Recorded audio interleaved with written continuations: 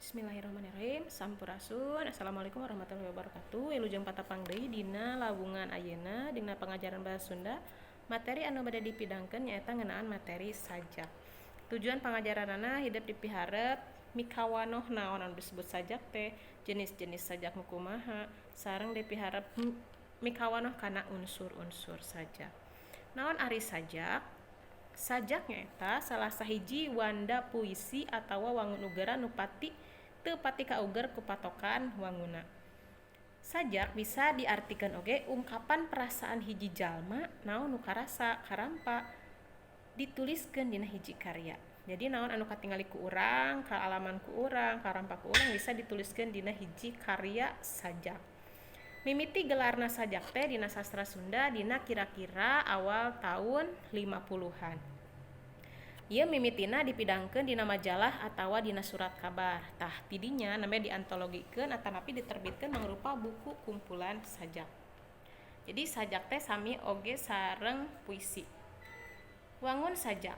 Wangun sajak aya 2 nya kahiji wangun epik. Ari wangun epik nyaeta sajak anu ngalalakon. Disebut kalalakon teh nyaeta anu winangun runtuyan carita. Aya awalna, aya akhirna, jeung anu dijadikeun puseurna nyaeta carita. Biasana aya hubunganna jeung sajarah. Contoh sajakna nyaeta Jante Arkidam, karya Aji Prosidi, Kahirupan Ma'ana, karya Edo, jeung seueur nu sanesna deui tiasa dibaca di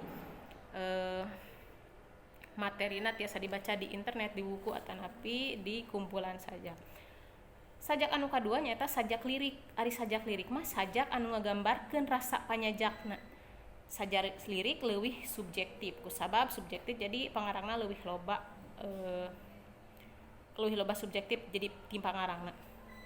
Contona sajak 1000 bulan karya Rusdiana.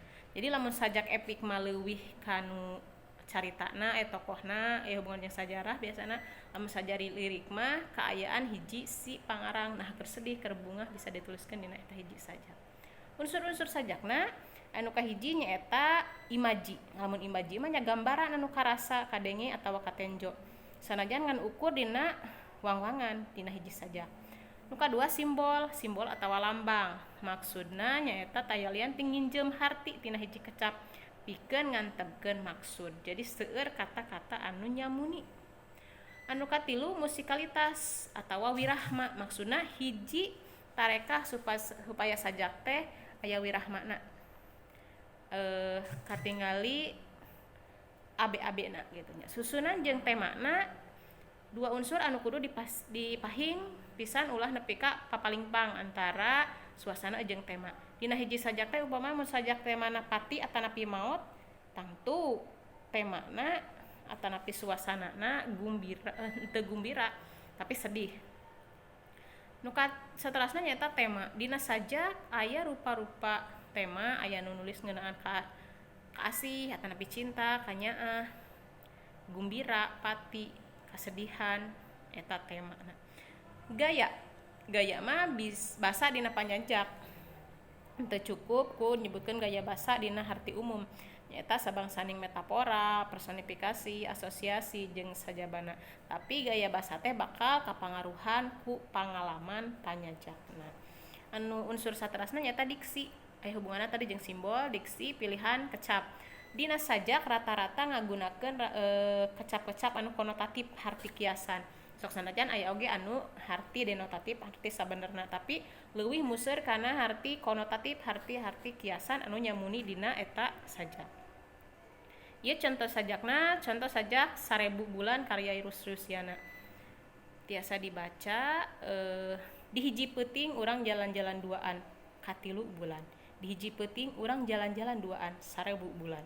Di hiji peuting urang jalan-jalan nyorangan kadua bulan. Di hiji peuting taya saurang anu jalan-jalan ngan karibulan. Ieu leuwih kana ungkapan perasaan si panyajakna. Jadi intina sajak teh nyaeta karya sastra anu mangrupa gambaran naon nu karasa karampa kaalaman biasana ku panyajakna dituangkeun atanapi dituliskeun dina hiji karya sastra. Unsurna nu tadi terus dijelaskeun oge jenis-jenisna sajak epik jeung sajak lirik. Sakitu materi ngeunaan sajak, mudah-mudahan aya manfaatna. Hatur nuhun. Wassalamualaikum warahmatullahi wabarakatuh.